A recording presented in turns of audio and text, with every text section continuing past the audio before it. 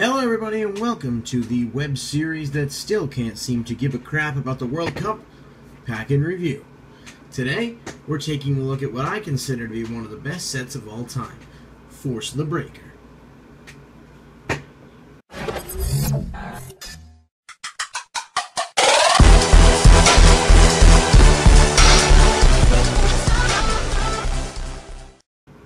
Alright everyone, welcome to Pack and Review. This would be episode 7, which means next week's episode is the season finale.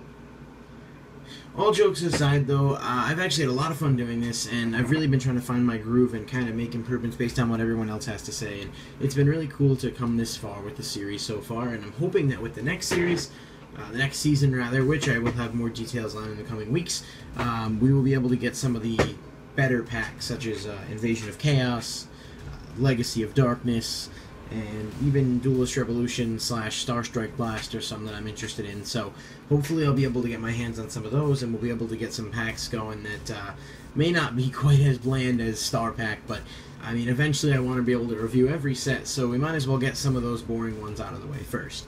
However, I'm really excited because I was able to find this today, Force the Breaker. It's a first edition booster pack. I will be, as I said, in future seasons doing more than one pack per opening, but I'm just continuing with the trend of one for the rest of the season to wrap it up because I just want to kind of at least stay with some semblance of theme. So we're doing this with one. We got one Force of the Breaker pack here. Tried to adjust the lighting too so it kind of stands out a little bit. I know some people mentioned it was a little dark. Unfortunately, not too much I can do about that.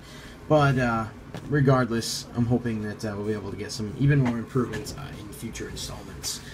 So in the previous episode, we reviewed Shadow Specters, which is another really good set that has some cool cards, and it actually passed 50%, with a 53% grade, so that was really cool, because we're starting to get to some better packs at least. Now, I said Force of the Breaker is a pack that I remember fondly when I was actually actively playing this game, and I bought tons of packs because I was hugely a fan of the Crystal Beast cards. I wanted to get tons of Crystal Beast cards.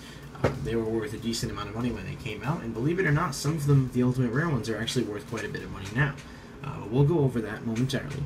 So basically what I'm doing here is I'm going to go through Force of the Breaker and break it down and see whether or not it's really as good as I remember it being, or if it's just the nostalgia of, you know, some cool cards and how much I enjoyed the set as a kid.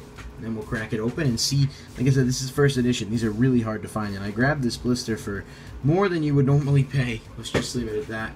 From a local Toys R Us, and I saw it, and I said, you know what, I got to change around things because I think this would be a lot of fun to review. I don't know when you're going to find these very often, so might as well take advantage of the opportunity. As always, we grade based on 3 different categories, which I have now simplified to make it extremely easy, both for screen editing purposes and for understanding. That would be history, price, and meta. Basically, I grade it based on how much of a substantial impact it had upon the time it was released.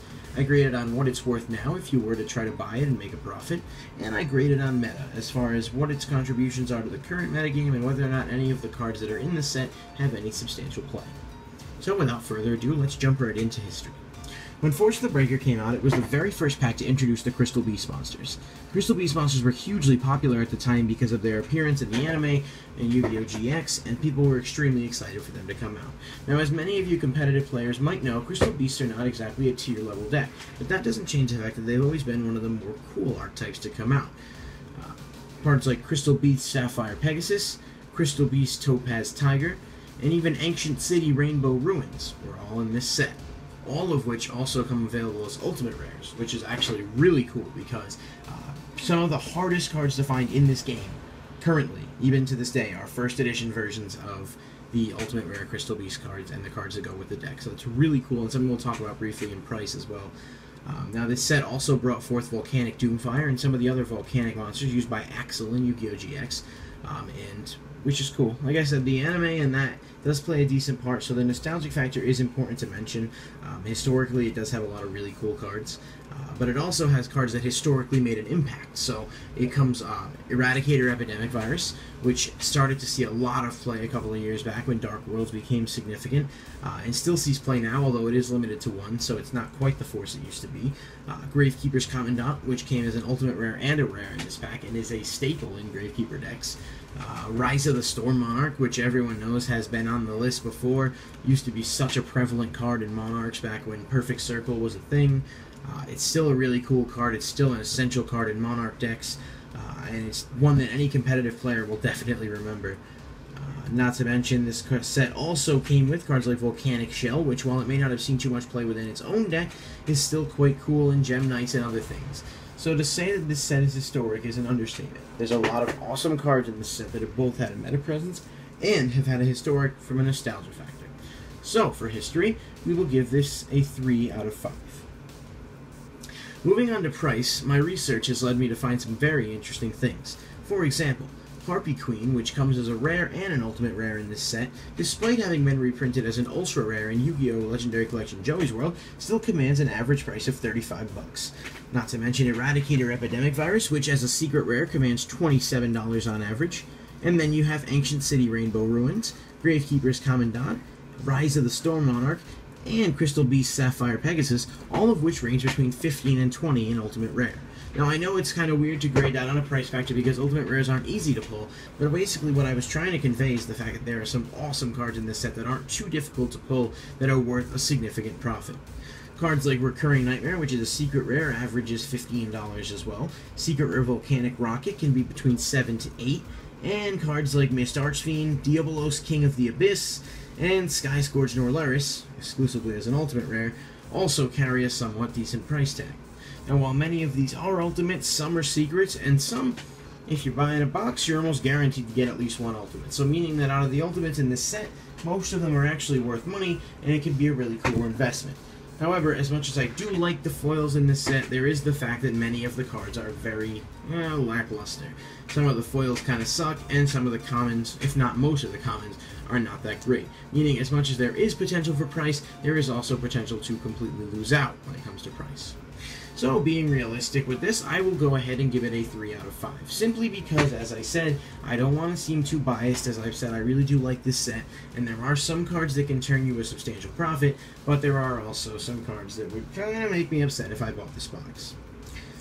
Finally, moving on to meta. Today, the artifacts, I was going to say artifacts dominate the meta. That's not so much the case anymore. Lightsworn Dragon Rulers have started to see a lot of play. This meta is constantly changing, and with the introduction of Pendulum Monsters and Xyz and all that stuff, the game is not what it once was. So cards like Rise of the Storm Monarch that were once considered broken cards and needed list attention really aren't that much of a threat anymore. As much as I hate to say that, of course, because I do love those cards and the nostalgia factor that comes along with this set. However, when I sit here and look through it, not really anything in this set, with the perhaps exception of Harpy Queen and Harpies, which is no more than a Tier 3 deck that may have missed out on the boat to actually make it to Tier 1 when the hype kind of died down for it earlier this year. But that's not to say that if a couple cards come out to give it a boost, it couldn't propel its way back up there. But again, the way we do this is current, and currently there's only 2 cards that actually see play in competitive level decks. Those, I would say, are Gravekeeper's Commandant and Eradicator Epidemic Virus. As much as I like those cards and some of the other cards in this set, I don't want to be unreasonable and unrealistic. Contributions to the meta/meta, however you want to put it, I'm going to go ahead and give it a 1 out of 5, as much as it saddens me. When we go ahead and add all of these up for a grand finale, let's see what it is that we pull together.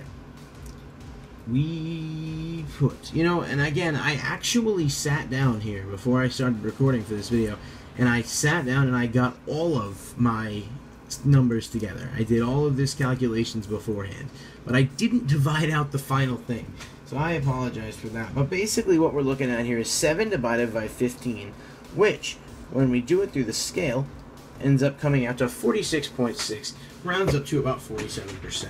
So this pack performs just as well as the pack that succeeded it, Tactical Evolution. It's much better than Cyberdark Impact, and it's a fondly nostalgic set. But sadly, it doesn't really live up to anything on the grand scale. That being said, if you're a collector and someone who's not looking to play competitively, it's one of my most highly recommended sets. There are some awesome things that you can pull, and if you're not looking to turn a profit, this is probably one of the best sets that you could buy, with the potential to also make a profit if you do pull something good. So it looks like for the final grade, it's got a 47%, which is still kind of an F, kind of an E. I guess we'll give it an E, because I have a little bit of a soft spot for it. And again, it's just really cool to have one of these and to be able to have, a sealed first edition Force of the Breaker booster pack, which I'm about to crack open now that we've sat down and graded this. And again, it'll be really cool, and we might revisit this because being able, if I can find some more of these in first edition, especially when the future installments of Pack and Review end up being more than just the one pack, Crack It Open from the Force of the Breaker would be one of the sets that I would absolutely love to do. Invasion of Chaos as well, I think would be really fun. Force of the Breaker is just a really, really awesome set. So let's see, now that we're open and now that we've sat down and kind of gone through this, let's see if we can pull a foil. We pulled a foil in our last one, and maybe we will here. So let's see. Crystal Beast Emerald Tortoise, Crystal Beacon, Cobalt Eagle, Gem Flash Energy, Harpy Queen, first edition. That's actually really cool. I'm not sure if it's worth too much anymore, but that's really cool. That's best rare you can pull out of this set. And I'm going to go ahead and guess that it probably is still about $5-6. So, I mean, I did make my money back, which is cool. Volcanic Scattershot, Crystal Regeki, Secrets of the Gallant, and Volcanic Blaster. So, as much as I didn't pull a foil, I can't be too upset because Harpy Queen is an awesome card to pull. And I'm actually really happy about that. So, Harpy Queen's really cool. First edition. That's neat. Wish I had pulled it back when it was worth like $10 before the reprint, but beggars can't be choosers, right? So that wraps up this edition of Pack and Review, and stay tuned next time for the season finale, in which we will be reviewing a pack that I am personally very excited to be able to do. And I don't want to spoil it, but I guarantee you it's one that has been requested and one that people will definitely enjoy checking out. And after reviewing Force of the Breaker, I am about to sign out, but on behalf of all of us here at Loveshack CCG, I'd like to thank you guys for watching and wish you all a great day.